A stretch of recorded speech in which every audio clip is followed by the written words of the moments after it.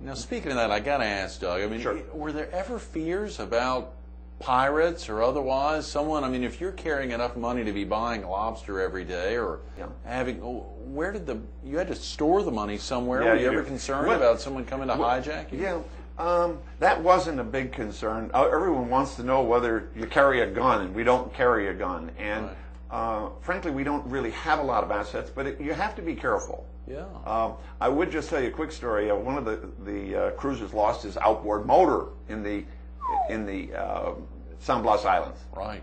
So he went to the Sala. Sala's the chief, and he said they went into the chief and explained to him. They speak Spanish. They don't speak English. They speak Kuna and Spanish. So they went in and presented the case that they lost their engine. They don't know where it went, and none of the other cruisers took it.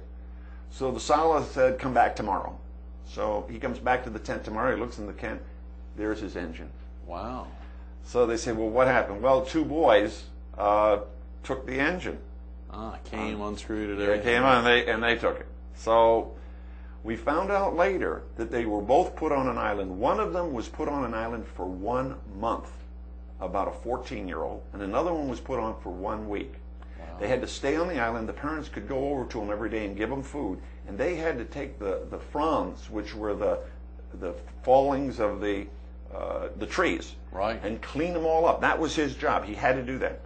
The parents could not look up off the ground the time that their son was being punished. Now, you tell me if they don't have a good discipline system. I'll tell you, Wow. those kids didn't do anything, and the other kids around, that kept them pretty safe, too, because they didn't want their parents. Can you imagine Wow. coming home to your dad if he couldn't look up for a month? You might not be looking up for a long time. That's right, after that. So in that area, that's amazing. And in other areas in Europe and everything, you do have to keep things pretty well locked up, but we're not afraid of pirates. That's good. That's good. Well, I was just thinking about that. If you were robbed, essentially, you'd potentially be stuck somewhere sans money. I mean, without money. Credit cards seem to be the real thing that we use, so we don't carry very much money.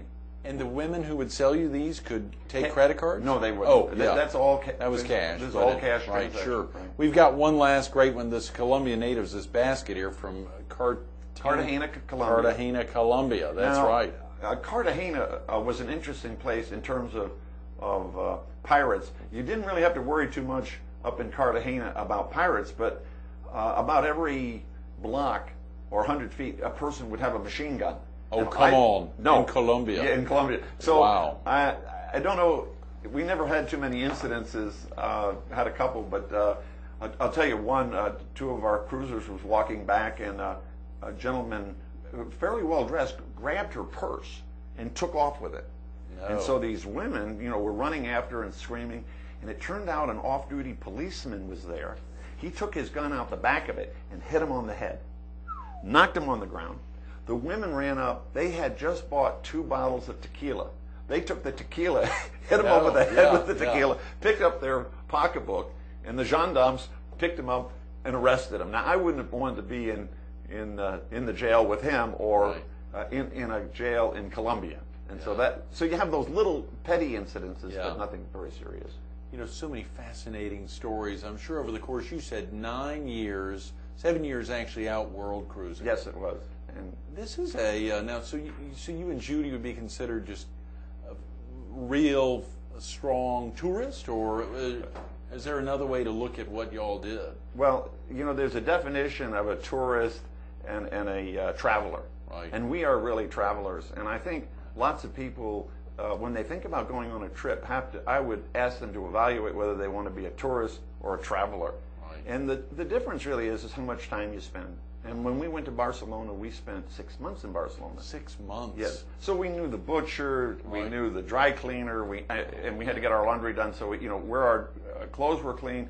We had the medicine shop. We knew everybody, and they all knew us. Yeah. So you move into a community, and Barcelona had to be one of the special spots because it was so close to town. We could walk off our boat and be right in the midst of all of Barcelona. And Barcelona is such a beautiful time. No. Yeah. So my suggestion is that if people who are getting their retirement or are going to travel, in lieu of, I think an organized trip is very good. So do an organized trip, but on the back end of an organized trip, spend a week, a month, 2 months more, get your affairs organized at home, and move in. And my parents traveled around the world, and so my brother didn't, and he said the bug must have caught you, because my parents went to New Zealand, and they were going to spend a few weeks in New Zealand, and they spent a year there. Wow. Yes, and what they would do is they would find a place, an apartment, Right. buy an apartment, get a car, and just live there. And you know, it just does change your perspective. Right. And the one nice thing I can tell you is that all the people that we have come into contact with are all friendly to Yeah, I was Americans. about And to- they're right. always kind of this anti-American. Everyone says, oh, the French are going to hate you. They didn't. They were very wonderful to us. And I think there was a great hospitality. I think in the cruising community, too, cruisers from different countries were very friendly. And everyone helps one another. And mostly in this world cruising community, all of the boaters, if you have any kind of a problem, whether it's a money problem or an engine problem or an electronics problem or a computer problem, we got the kind of the internal resources to work on that. How many other folks had, let's say, simultaneous to y'all traveling the world, were following, anyone following a similar There were route? about 200 and Right. some odd, 250 people that were in about 100-mile radius, and we talk to each other every morning on the single sideband radio. So Okay. everyone checks in. Sure. We know where everyone is. Right. If there's any problems in the community, we know about it. Health problems. Right. So The global telephones, is that something that y'all... we use single sideband. As a matter of fact, I have a friend back in Michigan, and I would talk to him all the time from South America on my single sideband radio. We'd have a net every week. Right. And we set a certain time, and we'd check into what they call the maritime net, Right. and we'd connect up, and then we'd move over. And I might just tell you that that was Roy Longworth, and we were in El Salvador, and we'll get back to El Salvador just when they had an earthquake there, and all the cruisers pitched in to help during the earthquake reliefs. And so we were kind of assigned to a housing area, and so we built 13 houses. The cruisers did, yes. The 250 or so folk. No, right. this now is it's down different to group. about 20 people. 20 Doing cruisers. 13 homes. Building 13 homes. Wow. And there were architects there and construction managers, and it was really a great thing. Well, I'm not too good in the construction side, and they lived up on the mountain rebuilding the homes, or not. Right. And finally, it ended up they built new homes. They ended up on a plot of land. These people never had land. But the interesting thing is we needed a cement mixer. So I get on my single sideband radio and I call Roy back in the United States and says, we need a cement mixer. And Roy's a go-to guy, and he says, I'll have a cement mixer there. So we looked at it, and he found a cement mixer at one of these rent-it places that he could buy. Yeah. But he couldn't get it there because all the airplanes going to El Salvador were full. Earthquake, yeah. Or the earthquake. So he said, well, see if you can buy one. And we ended up buying one. He funded he spent $2,000 and bought a brand new cement mixer for them, which they could use subsequently. That's And tremendous. instead of building all the buildings for them, we built the first ones, and we taught them how to build the other ones so that they would pick up a little bit of a trade. This was a very rewarding experience. Golly, Doug, for you and Judy both. Yes. Now, of course, who is the captain? Are y'all co-captaining the boats there? Well, we have a captain and we have an admiral. Oh, yeah, one's a little... Yeah, I'm the captain. I'm responsible for getting the boat from point A to point B. Don't hit any rocks. Do all the navigation. And Judy's the admiral. Oh, and the very admiral tells the captain What to do? what to do, when to do it, when she wants to be there. And she did a really marvelous job of doing a lot of research on where we're going to go and what the history is. And it is a teamwork effort, and she's really good at running the boat too, and not fearful of weather. And sometimes it does get a little bad, and but she's not a whiner. She just hangs right in there. She knows that there's nothing we can do about it. Yeah. We just have to get through it. And I guess that's the case for a lot of folks who become world travelers. There's really nothing you can do, for instance, about stuff. I mean, what if something bad happened back home? What do you do about that? Right.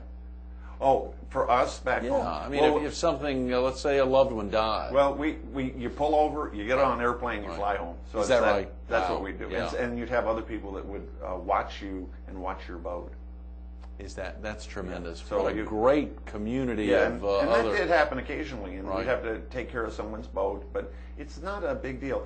And people think because you're sailing a lot that you're doing sailing. I'd say sailing is maybe 15%. The rest of the time you're in a port and you're in with the people. So out in the water part, I'm less of a sailor and more of a traveler. And we use the boat as our home and move it around. And 37 foot is a pretty small space for either your marriage works or it doesn't. Right. Yes. Doug, the most meaningful aspect of the entire 7 years on the boat with your wife Judy there? Well, I think it's the meeting of people of different walks of life and finding this commonality that we all have. Everyone's the same, and that's cuts right through. If you have a problem and you go to someone, they'll help you. And we're always in need of help.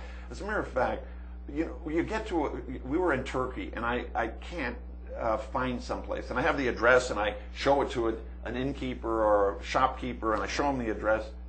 Do you know he stops everything?